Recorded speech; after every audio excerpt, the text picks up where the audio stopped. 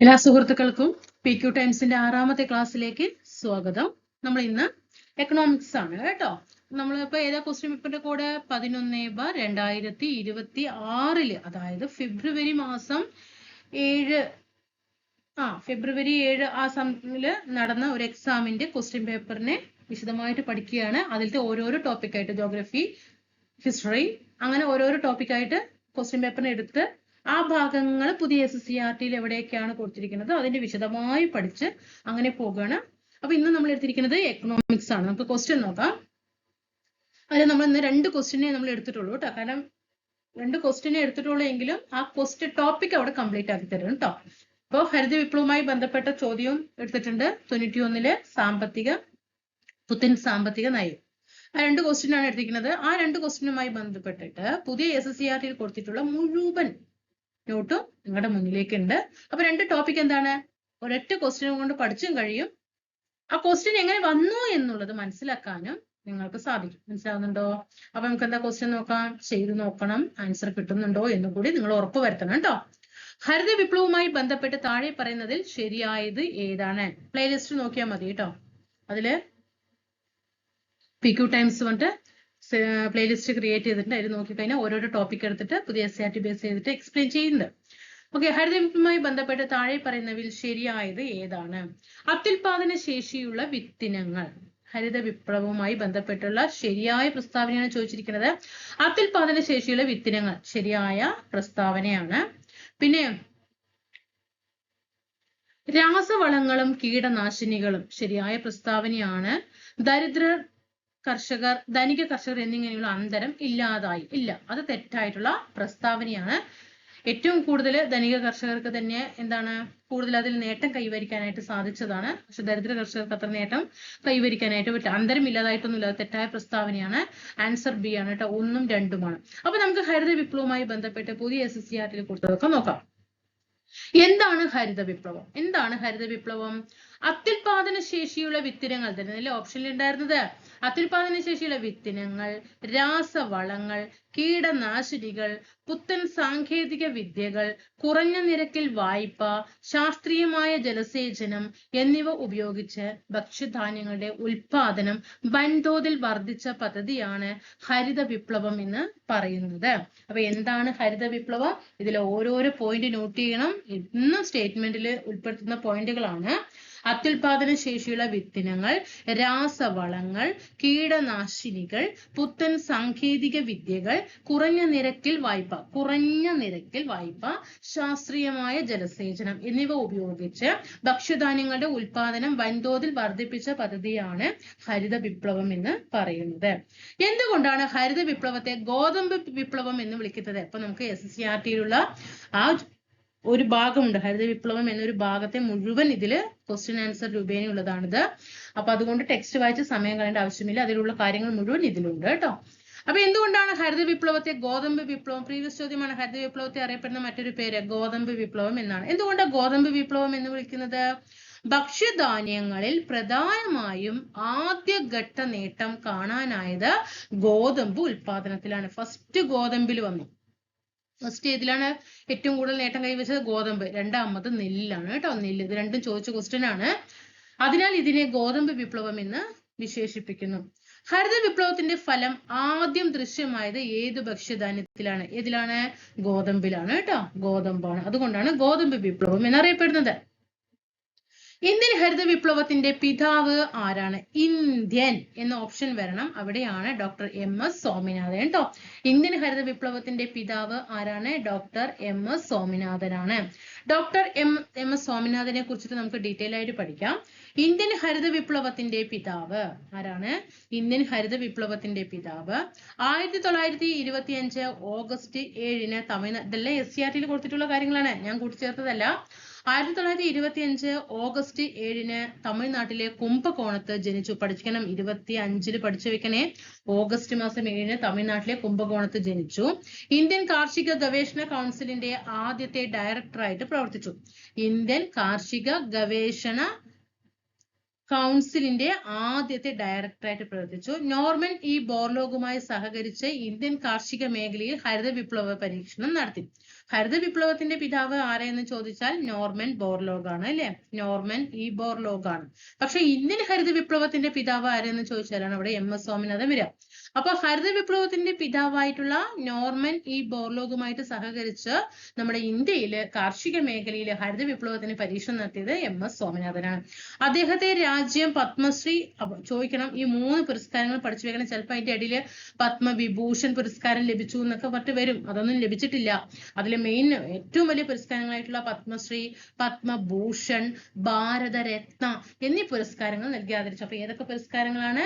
പത്മശ്രീ പുരസ്കാരം ലഭിച്ചിട്ടുണ്ട്, പത്മഭൂഷൺ പുരസ്കാരം ലഭിച്ചിട്ടുണ്ട്, ഭാരത രത്ന പുരസ്കാരം മറക്കരുത് കേട്ടോ. ഇത് 3 പുരസ്കാരമാണ് അദ്ദേഹത്തിന് ലഭിച്ചിട്ടുള്ളത്. 2023 സെപ്റ്റംബർ 28 അദ്ദേഹം ചെന്നൈയിലാണ് അന്തരിച്ചത്. അപ്പൊ ജനനം എപ്പോഴാണ്? 1925 മാസം പഠിക്കണം, ഓഗസ്റ്റ് മാസം 7-ാം തീയതി പഠിക്കണം. മരിച്ചത് അല്ലെ 2023, ഇവിടെ 23, ഇവിടെ 25 കേട്ടോ. അതേപോലെ ഓഗസ്റ്റ് കഴിഞ്ഞ ഏത് മാസം? സെപ്റ്റംബർ അല്ലേ? 7. ഓക്കെ, സെപ്റ്റംബർ കഴിഞ്ഞ പിന്നെ 28 കേട്ടോ. ഓഗസ്റ്റ് ജനിച്ചു, സെപ്റ്റംബറിൽ മരിച്ചു കേട്ടോ. ഓഗസ്റ്റിൽ ജനിച്ചു, സെപ്റ്റംബറിൽ മരിച്ചു. ഇപ്പൊ ഓർമ്മ വെക്കാൻ വേണ്ടി പറഞ്ഞതാണ്. 1925 ഓഗസ്റ്റ് 7 ജനനം, തമിഴ്നാട്ടിലെ കുംഭകോണത്ത്. 2023 സെപ്റ്റംബർ മാസം 28-ാം തീയതി ചെന്നൈയില് അദ്ദേഹത്തിന്റെ മരണം. ഏതൊക്കെ പുരസ്കാരങ്ങളാണ്? പത്മശ്രീ, പത്മഭൂഷൺ, ഭാരതരത്നം. ഓക്കെ, ആരുമായിട്ട് സഹകരിച്ചിട്ടാണ് ഹരിത വിപ്ലവം പരീക്ഷണം നടത്തിയത്? Norman E ബോർലോഗുമായിട്ടാണ്. ഇന്ത്യൻ കാർഷിക ഗവേഷണ കൗൺസിലിന്റെ ആദ്യത്തെ ഡയറക്ടറായിരുന്നു. ഓക്കെ, ഇന്ത്യൻ ഹരിത വിപ്ലവത്തിന്റെ പിതാവ്. നെക്സ്റ്റ് വൺ, ഹരിത വിപ്ലവത്തിന്റെ പിതാവ് ആരാണ്? ഹരിത വിപ്ലവത്തിന്റെ പിതാവ് നോർമൻ ഇ ബോർലോഗ് എങ്കിൽ ഇന്ത്യൻ ഹരിത വിപ്ലവത്തിന്റെ പിതാവ് ആര് എന്ന് ചോദിച്ചാലാണ് അവിടെ MS സ്വാമിനാഥൻ വരുന്നത് കേട്ടോ. MS സ്വാമിനാഥൻ വരുന്നത്. ഹരിത വിപ്ലവത്തിന്റെ നേട്ടങ്ങളും പരിമിതികളും എന്തൊക്കെയാണ്? ഓക്കെ, നമുക്ക് നോക്കാം. അപ്പൊ ഫസ്റ്റ് നമുക്ക് എന്ത് നോക്കാം? ഹരിത വിപ്ലവം കൊണ്ടുള്ള നേട്ടങ്ങൾ. ഓൾ PQ ആണ് പഠിക്കണം. ഭക്ഷ്യധാന്യങ്ങളുടെ ഉൽപാദന വർധനവ് ഉണ്ടായി. ഭക്ഷ്യ സ്വയം പര്യാപ്തത ഉറപ്പാക്കി. ഭക്ഷ്യധാന്യങ്ങളുടെ വില കുറഞ്ഞു. കാരണം ഇഷ്ടംപോലെ ഭക്ഷണങ്ങളെ എന്ത് ചെയ്തു? നമ്മുടെ ഇന്ത്യ രാജ്യത്ത് ഉറപ്പാക്കിയിട്ടുണ്ടായിരുന്നു. അതുകൊണ്ട് തന്നെ ഭക്ഷ്യധാന്യങ്ങളുടെയൊക്കെ വില കുറഞ്ഞു. ഭക്ഷ്യധാന്യങ്ങളുടെ കരിഞ്ചന്തയും പൂഴ്ത്തിവെപ്പും കുറഞ്ഞു. ഭക്ഷ്യ ഇറക്കുമതിയിലെ ആശ്രയത്വം കുറഞ്ഞു. മറ്റു സ്ഥലങ്ങളിൽ നിന്നും ഇറക്കുമതി ചെയ്യുന്നതൊക്കെ കുറഞ്ഞു. ഭക്ഷ്യ ദൗർലഭ്യം നേരിട്ടാൽ ഉപയോഗിക്കുന്നതിനായിട്ട് കരുതൽ ശേഖരം സൂക്ഷിക്കുവാൻ കഴിഞ്ഞു. ഇനി അഥവാ ഭക്ഷ്യത്തിന് എന്തെങ്കിലും ദൗർലഭ്യം നേരിടുകയാണെങ്കിൽ പിന്നീട് ഉപയോഗിക്കാൻ വേണ്ടിയിട്ട് അടക്കം അവര് ശേഖരിച്ചു വെച്ചു. ഉയർന്ന ഉൽപാദനം മൂലം വിപണന മിച്ചം സാധ്യമായി. നല്ല രീതിയിൽ ഉൽപ്പാദിപ്പിച്ചു. അതുകൊണ്ട് തന്നെ വിപണിയിൽ നല്ല രീതിയിൽ മിച്ചം വെക്കാനായിട്ട് സാധിച്ചു. മനസ്സിലായോ? അപ്പൊ എന്തൊക്കെയാ നേട്ടങ്ങൾ പറഞ്ഞത്? ഭക്ഷ്യധാന്യങ്ങളുടെ ഉൽപാദന വർധനവ് അല്ലെ. ഏറ്റവും കൂടുതൽ ഉൽപാദന വർധനവ് നടത്തിയത് ഏതിലാണ്? ഗോതമ്പിലാണ് എന്ന് നമ്മൾ പറഞ്ഞു അല്ലെ. രണ്ടാമത് ഏതിലാണ്? നെല്ലിലാണ് എന്ന് പറഞ്ഞു. ഫസ്റ്റ് ഗോതമ്പ് നല്ല രീതിയിൽ വർധനവുണ്ടാക്കി. ഭക്ഷ്യ സ്വയം പര്യാപ്തത, എല്ലാവർക്കും ഭക്ഷ്യ സ്വയം പര്യാപ്തത അല്ലെ. അതായത് മറ്റുള്ള ആശ്രയിക്കാനുള്ള ഇത് ഇല്ലാതാക്കി. ഭക്ഷ്യധാന്യങ്ങളുടെ വില കുറഞ്ഞു. കരിഞ്ചന്തയും പൂഴ്ത്തിവെപ്പും കുറഞ്ഞു. ആശ്രയത്വം കുറഞ്ഞു. ദൗർലഭ്യം നേരിട്ടാൽ ഉപയോഗിക്കുന്നതിനായിട്ട് കരുതൽ ശേഖരം സൂക്ഷിക്കുവാൻ കഴിഞ്ഞു. ഉയർന്ന ഉൽപാദനം മൂലം വിപണന മിച്ചം സാധ്യമായി. ഇനി എന്തൊക്കെയാണ് പരിമിതികൾ? ഒരു പോസിറ്റീവ് ഉണ്ടാകുമ്പോൾ അവിടെ ഒരു നെഗറ്റീവ് ഉണ്ടാവും അല്ലെ. ജലം അമിതമായി ഉപയോഗിച്ചതിന്റെ, നമ്മൾ നേരത്തെ പറഞ്ഞു ശാസ്ത്രീയമായ ജലസേചനം എന്ന് പറഞ്ഞു അല്ലെ.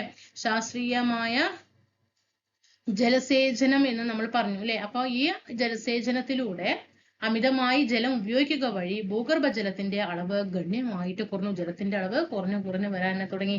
രാസവളങ്ങളുടെയും കീടനാശിനികളുടെയും അമിതമായ ഉപയോഗം മണ്ണിന്റെ സ്വാഭാവിക ഫലഭൂയിഷ്ഠത കുറച്ചു അല്ലെ. നമ്മള് രാസവളങ്ങൾ പ്രയോഗിച്ചു കഴിഞ്ഞാൽ മണ്ണിന്റെ ഫലഭൂയിഷ്ഠത പോകും അല്ലെ.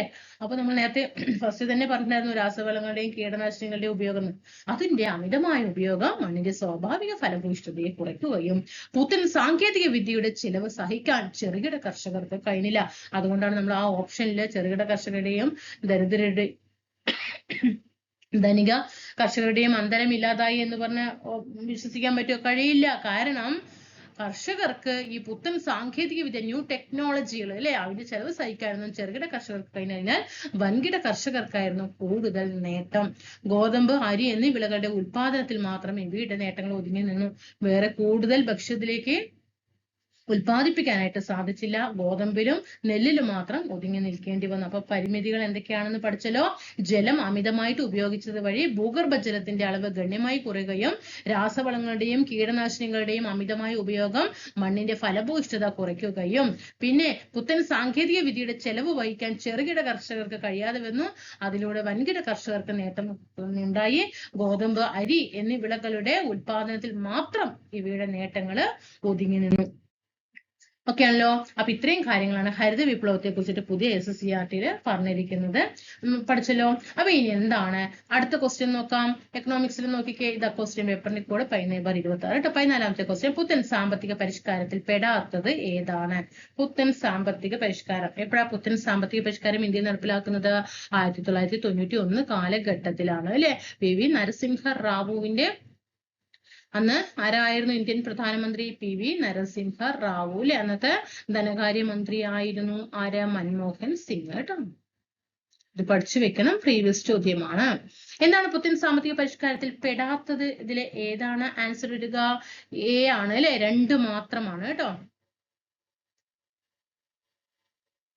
സോറി, 2 എന്ന് പറയുമ്പോ വ്യവസായ വൽക്കരണം ഇതിൽ വരില്ല. പുത്തൻ സാമ്പത്തിക 1991 പുത്തൻ സാമ്പത്തിക പരിഷ്കാരത്തിൽ വരുന്ന കാര്യങ്ങൾ ഉദാരവൽക്കരണം, സ്വകാര്യവൽക്കരണം, ആഗോളവൽക്കരണം എന്നിവയാണ്. പഠിച്ചു വെക്കണം. ഉദാരവൽക്കരണം, സ്വകാര്യവൽക്കരണം, ആഗോളവൽക്കരണം, ഇത് 3 നന്നായിട്ട് പഠിക്കുക. അപ്പൊ എന്താണ് ഉദാരവൽക്കരണം, എന്താണ് സ്വകാര്യവൽക്കരണം, എന്താണ് ആഗോളവൽക്കരണം? നമുക്ക് SSCERT പോയിന്റുകൾ ഒന്ന് നോക്കി വരാം. നോക്കാം. ഇന്ത്യയിൽ സാമ്പത്തിക വളർച്ച കൈവരിക്കുന്നതിൽ ആസൂത്രണം വലിയ പങ്ക് വഹിച്ചിട്ടുണ്ട്. 1950 മുതൽ 1990 വരെ സാമ്പത്തിക പ്രവർത്തനങ്ങളിൽ സർക്കാരിന്റെ മേൽക്കൈയും സ്വകാര്യ മേഖലയിലുള്ള നിയന്ത്രണവും കാണാനായിട്ട് കഴിയും. ലൈസൻസ്, പെർമിറ്റ്, കോട്ട എന്നിവയിലൂടെയാണ് സ്വകാര്യ മേഖലയെ നിയന്ത്രിച്ചിട്ടുണ്ടായിരുന്നത്. ഈ നിയന്ത്രണങ്ങളിൽ ഇളവ് വരുത്തിക്കൊണ്ടുള്ള സാമ്പത്തിക പരിഷ്കരണങ്ങൾക്ക് കണ്ടോ 1991 നടപ്പിലാക്കിയ സാമ്പത്തിക നയത്തിലൂടെയായിരുന്നു. അപ്പൊ 1991 സാമ്പത്തിക പരിഷ്കരണം നമുക്ക് നോക്കാം. ഇവിടെ ഈ ലൈസൻസും പെർമിറ്റും കോട്ടയും എന്തൊക്കെയാണെന്നുള്ളത് ഇതവിടെ കൊടുത്തിട്ടുണ്ട്, ഒന്ന് വായിച്ചു നോക്കാം കേട്ടോ. അപ്പൊ 1991 സാമ്പത്തിക പരിഷ്കരണത്തിലേക്ക് നമ്മൾ കിടക്കുകയാണ്. 1991 സാമ്പത്തിക പരിഷ്കരണത്തിലേക്ക് ഇന്ത്യ നയിച്ച സാഹചര്യങ്ങൾ എന്തൊക്കെയാണ്? ഓരോന്ന് പഠിക്കുക. ഓരോന്ന് സ്റ്റെപ്പ് ബൈ സ്റ്റെപ്പ് ആയിട്ട് മനസ്സിൽ അങ്ങോട്ട് തറച്ചു നിൽക്കണം കേട്ടോ. ഉയർന്ന ധനക്കമ്മിയും, ഇതൊക്കെ അങ്ങോട്ട് സ്റ്റേറ്റ്മെന്റ് വരുമ്പോ അവിടെ നിന്ന് നമുക്ക് തല അങ്ങനെ പോകുകയും, അതുകൊണ്ട് റിപ്പീറ്റേഷൻ, നല്ല രീതിയിൽ പഠിച്ച കാര്യങ്ങൾ റിപ്പീറ്റ് ചെയ്ത് പഠിക്കുക. ഇപ്പൊ നമ്മള് ഇത് 6ാമത്തെ PQ ടൈംസ് ആണ്. ഈ 6ാമത്തെ PQ ടൈംസ് ആകുമ്പോഴേക്കും നമ്മൾ എത്ര ടോപ്പിക്കുകൾ എന്നറിയാം. പ്രീവിയസ് ക്വസ്റ്റ്യൻ പേപ്പർ എടുത്തു, അതുമായി ബന്ധപ്പെട്ട പുതിയ SSCERT ടോപ്പിക്കുകൾ തന്നെ തീർത്ത് വരികയാണ്. നന്നായിട്ട് പഠിച്ചാൽ നിങ്ങൾക്ക് തന്നെയാണ് അത് യൂസ്. ഉയർന്ന ധനക്കമ്മിയും വിദേശ നാണയ കരുതൽ ശേഖരത്തിൽ ഉണ്ടായ കുറവും സൃഷ്ടിച്ച സാമ്പത്തിക പ്രതിസന്ധി 1ാമത്തെ കാര്യമാണ് അല്ലെ. ഉയർന്ന ധനക്കമ്മിയും വിദേശ നാണയ കരുതൽ ശേഖരത്തിൽ ഉണ്ടായ കുറവും സൃഷ്ടിച്ച സാമ്പത്തിക പ്രതിസന്ധി. 2 പൊതുമേഖലയുടെ കാര്യക്ഷമത കുറവ്. 3 ലോക കമ്പോളത്തിൽ വന്ന മാറ്റം, സ്വതന്ത്ര വിപണിക്ക് അനുകൂലമായ വാദഗതികൾ. 4 90-ലെ ഗൾഫ് യുദ്ധം സൃഷ്ടിച്ച സാമ്പത്തിക പ്രതിസന്ധി. 5 വ്യവസായവൽക്കരണത്തിലൂടെയും ഉദാരവൽക്കരണത്തിലൂടെയും പൂർവേഷ്യൻ രാജ്യങ്ങൾക്കുണ്ടായിട്ടുള്ള സാമ്പത്തിക വളർച്ച. ലോക ബാങ്കിന്റെയും IMF-ന്റെയും ഇന്റർനാഷണൽ മോണിറ്ററിംഗ് ഫണ്ടിന്റെ നിബന്ധനകൾ കാരണം കൊണ്ടും ഒക്കെയാണ് 91 സാമ്പത്തിക പരിഷ്കരണത്തിലേക്ക് ഇന്ത്യയെ എത്തിപ്പെടാനുണ്ടായ സാഹചര്യം. ഒന്നും കൂടി നമുക്ക് നോക്കാം. ഈ 6 പോയിന്റ് നല്ല രീതിയിൽ വ്യക്തത വരുത്തിയിട്ട് പഠിക്കുക. നല്ല വ്യക്തത ഉണ്ടാകണം. 6 ചോദ്യങ്ങളും ഏത് ഉറക്കത്തിലും ചോദിച്ചാൽ ചോദ്യം അറിഞ്ഞിരിക്കണം. 1ാമത്തെ പഠിച്ചേ, ഉയർന്ന ധനക്കമ്മിയും വിദേശ നാണ്യ ശേഖരത്തിൽ ഉണ്ടായ കുറവും സൃഷ്ടിച്ച സാമ്പത്തികമായ പ്രതിസന്ധി. 2 പൊതുമേഖലയുടെ കാര്യക്ഷമത കുറവ്. ലോക കമ്പോളത്തിൽ വന്ന മാറ്റം, സ്വതന്ത്ര വിപണിക്ക് അനുകൂലമായിട്ടുള്ള വാദഗതികൾ. 1990-ലെ ഗൾഫ് യുദ്ധം.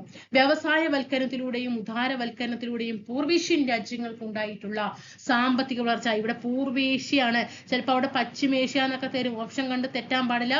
പൂർവേഷ്യൻ രാജ്യങ്ങൾക്കുണ്ടായിട്ടുള്ള സാമ്പത്തിക വളർച്ച. ലോക ബാങ്കിന്റെയും IMF-ന്റെയും നിബന്ധനകൾ. ഇനി ഈ 1991 സാമ്പത്തിക പരിഷ്കരണങ്ങളുടെ പ്രധാനപ്പെട്ട ലക്ഷ്യം എന്താണ്?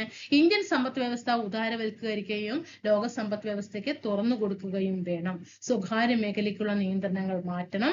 വിവിധ മേഖലകളിലെ ഗവൺമെന്റിന്റെ നിയന്ത്രണങ്ങൾ കുറയ്ക്കണം. വിദേശ രാജ്യങ്ങളുമായുള്ള വ്യാപാര നിയന്ത്രണങ്ങൾ നീക്കം ചെയ്യുക എന്നിവയായിരുന്നു അതിനാൽ ഈ സാമ്പത്തിക പരിഷ്കരണങ്ങൾ. എന്തൊക്കെയാണ് നോക്കണം? പ്രധാനപ്പെട്ട ലക്ഷ്യങ്ങൾ 91 പഠിച്ചു വെച്ചോളൂ.